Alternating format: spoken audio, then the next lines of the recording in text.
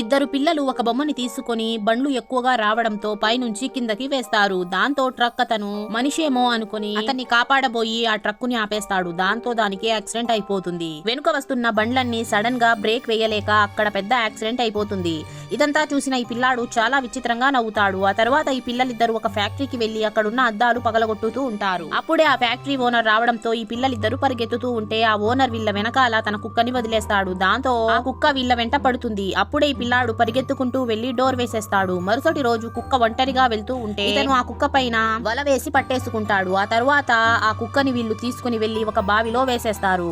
ఆ తర్వాత ఇంటికి వచ్చి చూస్తే ఈ పిల్లాడి వాళ్ళ చెల్లి తన బొమ్మలతో ఆడుకుంది అని చెప్పి తను తన చెల్లిని ఐస్ స్కేటింగ్ చేద్దామని చెప్పి పిలుచుకొని వెళ్లి ఆమెని కావాలనే తోసేస్తాడు. దాంతో ఆమె అక్కడున్న ఐస్ విరిగి నీళ్లలో మునిగిపోతూ ఉంటుంది. దాంతో ఈ పిల్లాడు ఆ పాపని కాపాడుతున్నట్లు నటిస్తాడు. కానీ ఆ పాప ఎన్నిసార్లు చెయ్యందించినా కూడా ఇతను పట్టుకోడు. దాంతో ఈ పాప నీళ్లలో మునిగిపోతుంది. అప్పుడే అక్కడికి ఫైర్ ఫైటర్స్ వచ్చి అక్కడున్న ఐస్ నంతటిని పగలగొట్టేసి ఆ పాపని కాపాడుతారు. ఇదంతా చూస్తున్న పిల్లాడికి అస్సలు నచ్చదు. ఎందుకంటే తన చెల్లి చనిపోవాలని ఇతను అనుకుంటాడు. అదే రోజు రాత్రి ఇతను తన చెల్లి పనుకొని ఉంటే అక్కడికి వెళ్లి చంపాలని చూస్తాడు. ఇతను ఆమెను చంపాలని చూస్తే అప్పుడే లైట్ వెలుగుతుంది. వెనకే తన తల్లి కూర్చొని ఉంటుంది. దాంతో ఇతను అక్కడి నుంచి వెళ్లిపోతాడు. మరుసటి రోజు ఇతని ఫ్రెండ్ వాళ్ళ అమ్మకి నిజం మొత్తం చెప్పేస్తాడు. కానీ అమ్మ తన కొడుకు తన సొంత చెల్లిని చంపాలని చూస్తున్నాడు అనే విషయాన్ని నమ్మలేకపోతుంది. వీడియో నచ్చినట్లయితే లైక్ చేసి ఛానల్ ని సబ్స్క్రైబ్ చేసుకోండి.